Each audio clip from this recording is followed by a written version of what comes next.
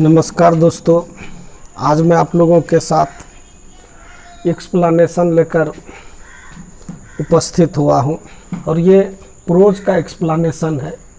Explanation जिसका कि Hindi meaning होता है व्याख्या। सबसे पहले मैंने यहाँ पे देखिए लाइन लिखा है, we notice that the mind is a restless bird, the more it gets the more it wants and still remains unsatisfied। ये महात्मा गांधी के द्वारा लिखित prose Indian civilization and culture से लिया गया है और काफ़ी खूबसूरत लाइन है, बेहतरीन लाइन है। इसी का आपको एक्सप्लेनेशन करना है। सबसे पहले आप देखिए, मैंने यहाँ पे P1 लिखा है, फिर P2 और इस पैसेज में जब आप देखेंगे तो P3। तो यहाँ पर P1 पैरा 1, P2 पैरा 2 और P3 अंतिम जो है पैरा 3, ये यहाँ पे मैंने लिखा है। अब देखिए P1 में क्या है, पैरा 1 में क्या करना है, इंट्रोडक्शन। ये इंट्रोडक्टरी पोर्शन होता है जिसमें आपको जो लाइन दिया गया है ये किस प्रोज से लिया गया है और इसके राइटर कौन है, आपको इंट्रोड्यूस करना है। P2 कंटेंट लिखना इसका कि आखिर ये क्या बता रहा है, इसका अर्थ क्या है, और P3 आपको कंक्लूड करना है, कंक्लूजन देना है।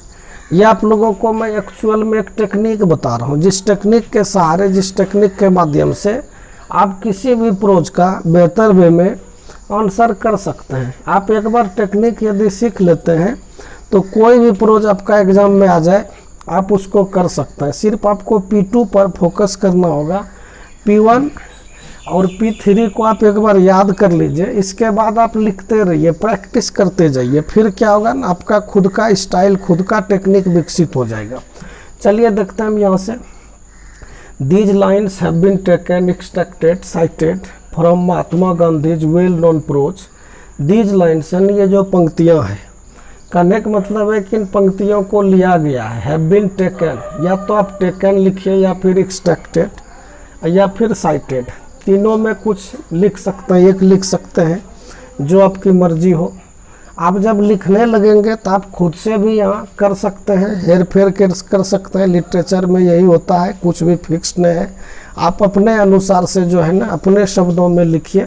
तो देखिए फिर से मैं करूँ इसको। These lines have been taken, extracted, cited from Mahatma Gandhi's well-known prose entitled Indian Civilization and Culture। ये प्रोज का नाम है, इंडियन सिविलाइजेशन एंड कल्चर। यहाँ पर सी को कैपिटल कर देना है, ये कैपिटल ही है, सी कैपिटल होना चाहिए।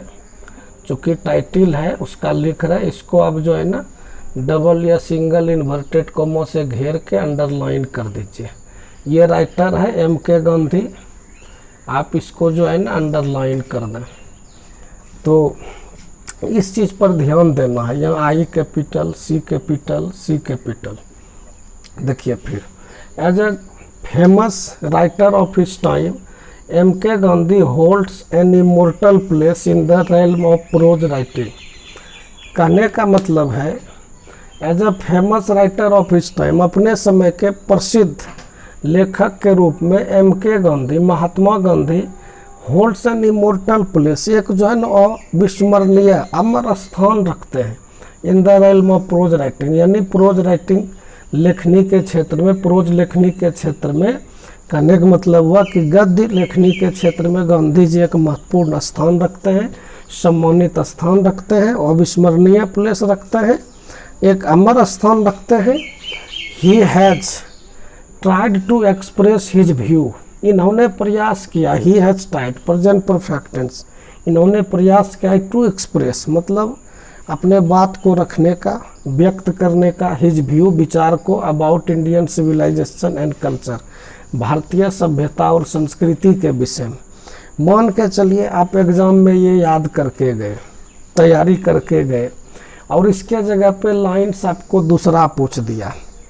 यहाँ पे लाइन दे दिया आपको आई हैव अ ड्रीम का, यहाँ पर लाइन आपको दे दिया भारत इज माई होम का, आपको लाइन दे दिया ideas that have helped Mankind का, किसी भी प्रोज का दे दे तो फिर आप क्या करेंगे, कुछ नहीं करना है, लिखेंगे, मान के चलना है कि यहाँ पे दे दिया भारत इज माई होम का, लेकिन आपको ये पकड़ में आना चाहिए, आपको ये पता होना चाहिए कि ये पंक्ति कहाँ से दी गई है।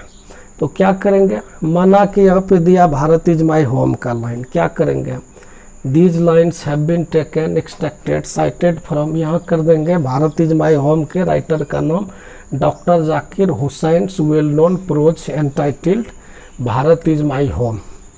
फिर से हम सेट कर देना है, नाम खाली चेंज करना है, जैसे यहाँ एम के गांधी लिखे हैं तो वहाँ लिख देना है doctor Zakir Hussain holds an immortal place, ये आपका किसी में भी सेट हो जाएगा। सिर्फ ध्यान ये रखना है, जैसे देखिए यहाँ हिज व्यू दिए हैं, यहाँ पे यदि कोई फीमेल राइटर आ जाए तो आपको यहाँ पे हर व्यू करना होगा, इस चीज़ पर आपको अपना दिमाग लगाना होगा, आपको अपना प्रेजेंस ऑफ माइंड अप्लाई करना होगा, नहीं तो फिर गलती होने की संभावना होगी।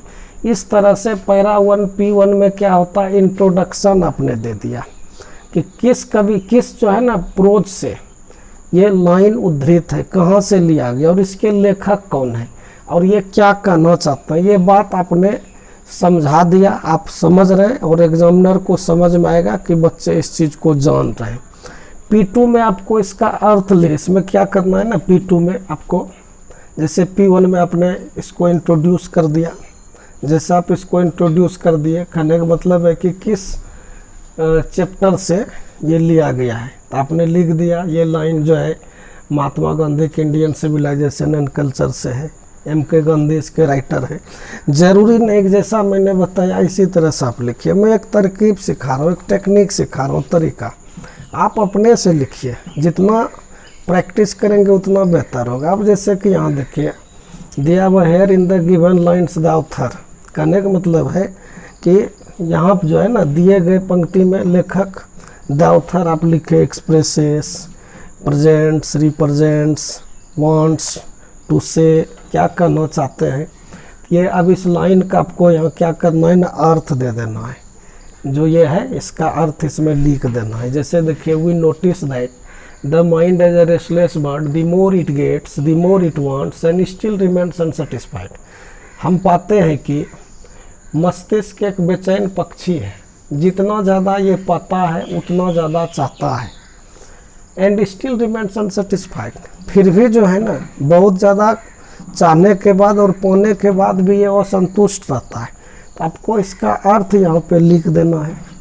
जब आप इसका अर्थ लिख दिए तो ये आपका कंटेंट हो गया, कहने का मतलब आपका ये विषय वस्तु हो गया।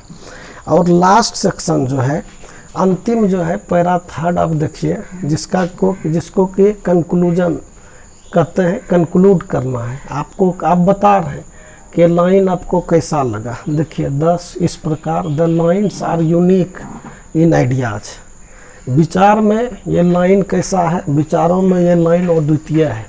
ब्रीफ इन स्ट्रक्चर, और स्ट्रक्चर जो इसकी रचना है, बनावट है, वो कैसा है, संक्षिप्त है, इसमें कोई दो मत नहीं। जो बातें यहाँ लिखी गई है वो एकदम एग्जैक्ट ये लाइन्स जो है इसको फॉलो कर रहा है, अनुसरण कर। एंड अप्रोप्रिएट इन स्टाइल, और स्टाइल भी इसका बहुत ही उचित है, सुंदर है। The author has very successfully, लेखक ने बहुत ही सफलतापूर्वक conveyed the message among the readers, पाठकों के बीच इन्होंने अपना जो इनका मैसेज है, जो ये मैसेज देना चाहते हैं, जो बताना चाहते हैं, वो सफल हुए उसको कन्वे करने में, पहुंचाने।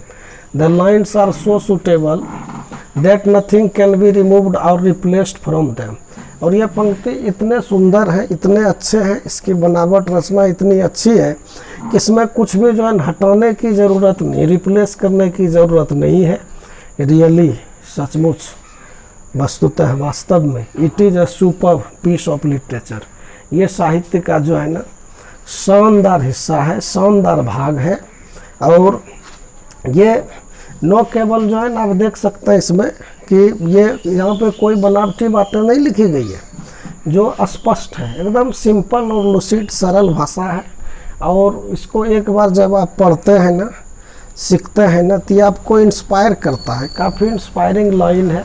आप इस तरह से लिख सकते हैं जैसा कि मैंने कहा कि आप खुद से प्रैक्टिस कीजिए और किसी सीनियर से, किसी टीचर से आप उसको चेक कराइए, करेक्शन कराइए। और एक दिन में नहीं होगा, लगातार लिखने से, प्रैक्टिस करने से आपका जो है ना ये फिर जो है ना बेहतर होता चला जाएगा। चलिए आज यहीं तक। Wish you all the best, have a nice day, thank you.